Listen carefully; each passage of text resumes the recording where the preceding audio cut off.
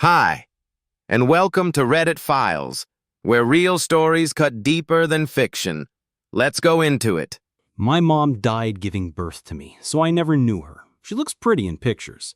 Dad says she was a good woman, and I believe him. He was a good dad and raised me by himself with the help of my aunt until I was 11.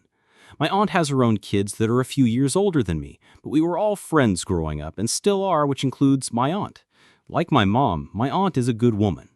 My dad worked crazy long hours to provide for me. He owned his own convenience store. He was manager and cashier for most of the day and had one other employee as his helper.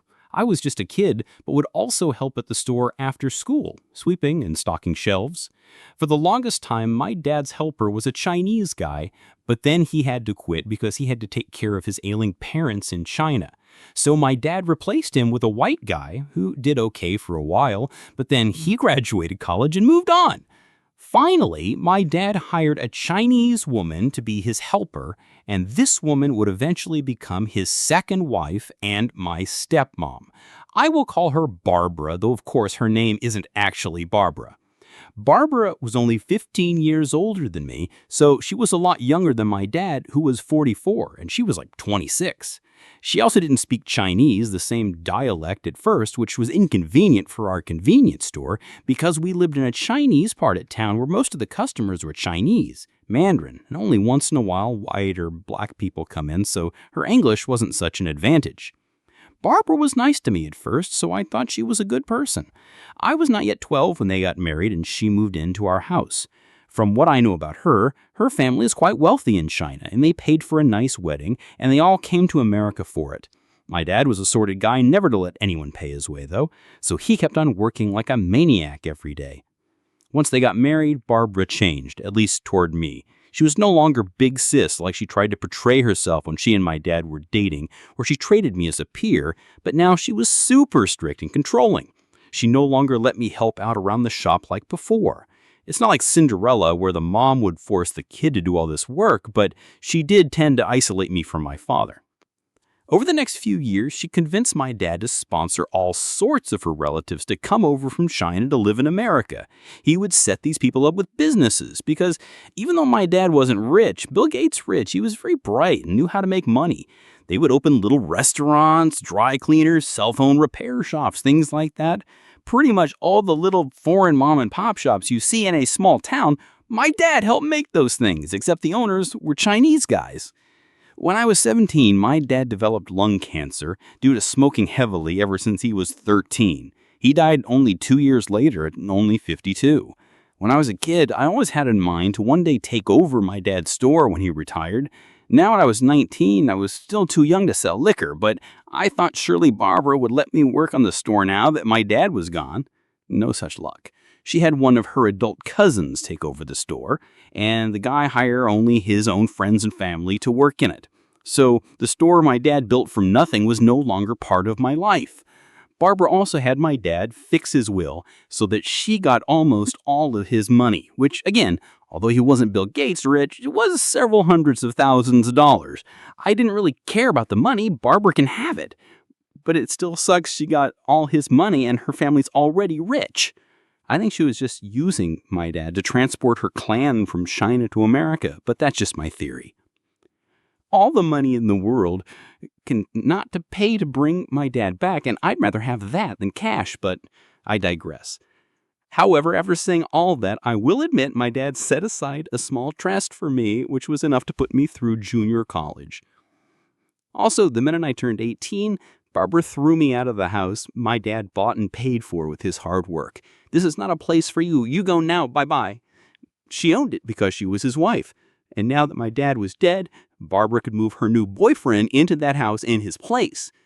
Her new boyfriend was a big fat scumbag from Taiwan who, from what I hear, was a big shot mobster in his home country. But in America, he just played mahjong all day and lived off his wife's money in my dad's house. Honestly, I think he's hanging out in America to avoid gang trouble in Asia. Also, I think my stepmom got with him because he has connections in China and Taiwan, and maybe some fraud is going on.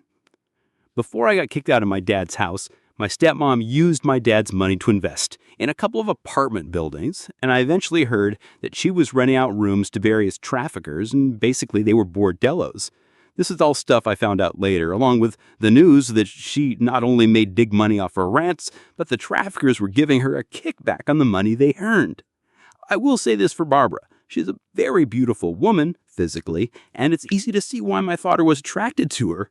Though if I think of her as not my stepmom, she personally does nothing for me. She often gotten them to do what she wanted because she was pretty. And I'm also quite certain that she gave them more than eye candy, that aside from one very important case, I cannot prove it. What was that case?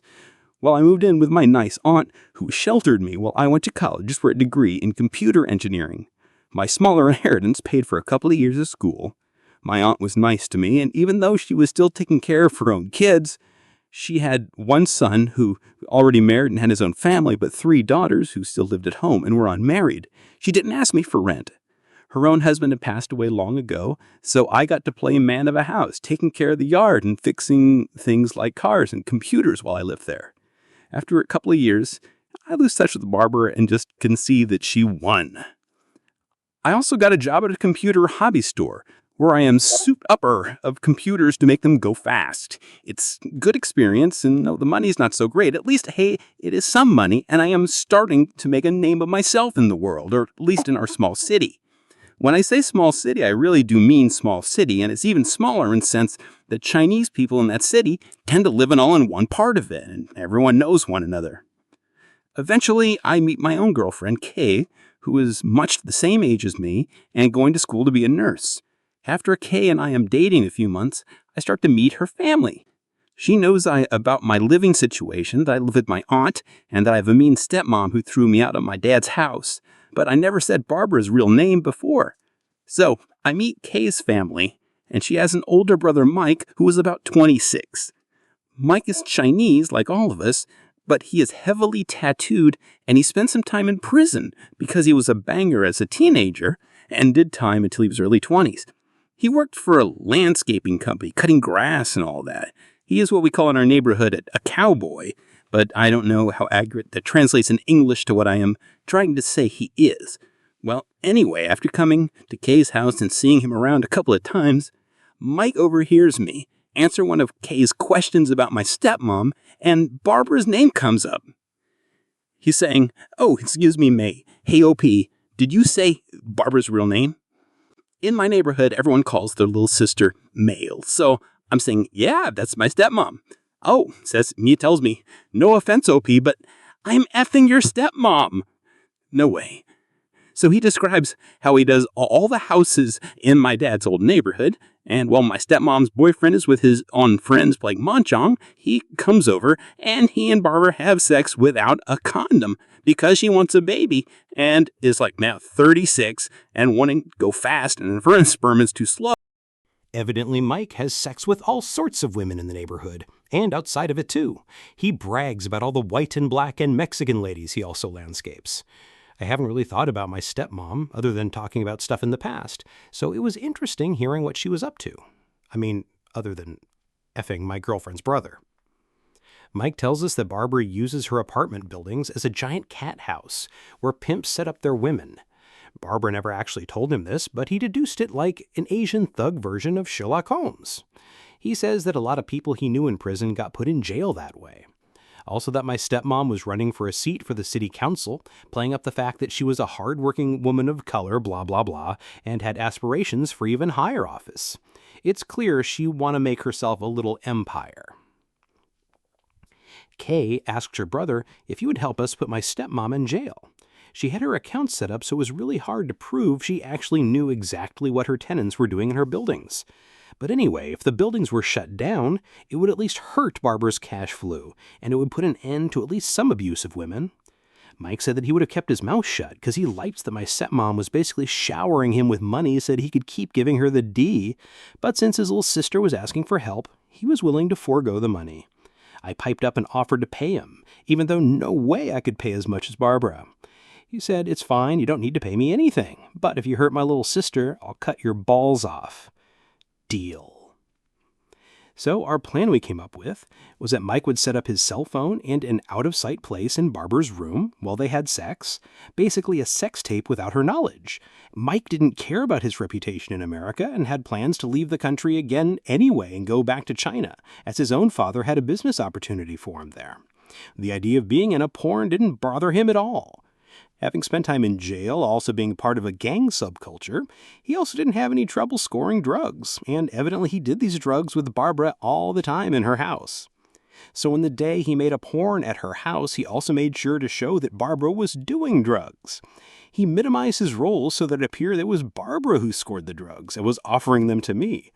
He did make sure, at my suggestion, to have her say in natural conversation what day and year it was, and that this was her pass-away husband's house, and that her current boyfriend was playing mahjong at a friend's house. Furthermore, Mike added a special touch where, in the throes of sex, he made Barbara denounce her Taiwanese boyfriend as a weakling and a fool, not a real man, that only Mike was capable of giving her an orgasm. Really hair-raising stuff, LOL. All of it wasn't Chinese, but that was okay, as the audience would also be Chinese. Mike made sure that the video clearly showed Barbara's face. The video is obviously not a professionally made porn, so thankfully we did not have to actually see any clear private parts, but it was obviously what was going on in the film. All told, the video was 20 minutes long. We edited out most of the sex portions because those were unimportant really. When I say we, I mean Mike and me, because of course Kay didn't want to look at her own brother in a porn. I didn't care to see Barbara either, and thankfully I didn't really have to see any clear picture of her naked. That was obviously her, and she was obviously naked. We shaved the video down to those parts where it was steadily showing Barbara's face, her doing drugs, talking about drugs and offering them to Mike, her mentioning the date, and that this was her pass-away husband's house, them embedded for a few seconds, obviously doing it, and the funny part where she made fun of her Taiwanese boyfriend. The relevant video clip we made was slightly less than 10 seconds long. A week after that, as politics go, candidates often have to make speeches in front of audiences, and Barbara, running for a seat in the city council, was no different. Nobody really cares about city council meetings except other politicians and the few dozen people who go to such things. Reading up on her quickly, I learned that Barbara was presenting herself as a woman of high character, a business owner who had set up more than a dozen successful businesses in the area for other immigrants. So basically stealing credit for my dad's work. But back to boring political meetings, they're definitely snoozers, but if something interesting happens, such as the politician saying something Hitler would say, someone getting assassinated, or, I don't know, an attractive candidate suddenly, randomly appearing in a porn for all to see in real time, news travels fast. So on the day that Barbara was making her little speech in front of maybe 100 people at a local hotel conference room, the public was invited. Oh look, her boyfriend, the Mahjong King, was there too. And all of Barbara's cousins that my dad had sponsored to America and set up her business were there too. Nobody noticed a young guy in dark sunglasses and beanie sitting in the front row, holding a backpack. Even more so, because the room was darkened except for the stage. Barbara was going to be the fourth speaker out of maybe 6. Well, the first speaker made his speech. I silently slid a bazooka Bluetooth speaker out of my backpack and put it near the stage. Such a speaker is about 20 inches tall, 8 diameter, and when set to maximum can be quite loud. I tested it at home to make sure. Yep, it would do. As I predicted, the level of excitement of the first 3 speakers was like listening to Jessica Simpson try to rap. So it was really a trial to wait for Barbara's turn. So she finally gets on stage and talks about me, a good family woman, and so on. I pull out my smartphone and use its projector app, along with a homemade projector box I built at work, so that it can make a nice big image on the close behind wall. 10 seconds of Barbara telling us where she was, what day it was, how delicious ecstasy is, what a cuck her boyfriend is, and oh god, fuck me, Mikey. Nice and loud, thanks bazooka speaker. The audience is so stunned I have time to loop the video and play it again. Barbara is standing there with her mouth open, eyes wide. Someone in the crowd yells out in Chinese, "Hey, that's Mike!" Everyone knows Mike, especially a lot of the ladies. Just as the crowd is starting to reach a crescendo, I grab my speaker and projector box, stuff them into the backpack, and slip out a side door where Kay is waiting with her car running. Before I made this getaway, I make sure to shout out, "This is not a place for you, Barbara. You go now. Bye-bye." And then went to Kay's house, and we were so happy we got engaged. By that weekend, I was packed up and moving with Kay to stay with her uncle, who lived in a big house near my new school where I am now finishing my degree. Kay is now a full RN. She brings most of the money, but soon I'll be playing a bigger role too. From what my aunt tells me, Barbara and her boyfriend broke up. And by broke up, I mean she fled the city because he literally wants to kill her. She lost her bid for city council, obviously. Thanks to an anonymous tip, her bordello apartments were also shut down. Because of Barbara's shame, lots of her relatives who own businesses thanks to my dad's work lost customers, and a few have already gone out of business. The rest are failing fast. My dad's old house fell into foreclosure, and now a nice white family lives there. They're the only white people on the block, so Godspeed, round eyes. Barbara's porn gift made the rounds on tons of people's Facebooks before it got deleted because of community guidelines. Mike shared this trailer all over the internet to people he knows, and in our neighborhood, everyone knows one another.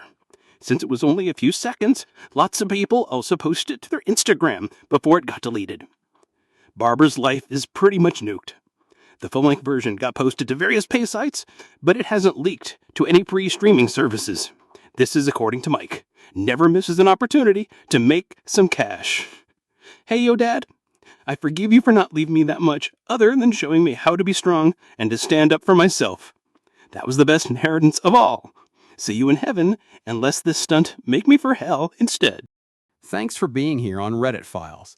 If this story spoke to you in any way, drop a comment below and tell us. What moment in this story hit you hardest? Or have you ever had a silent turning point in your own relationship that changed everything? Your stories matter too, and this community listens. Don't forget to like, subscribe, and share if you know someone who needs to hear this. Until next time, stay kind, but never invisible.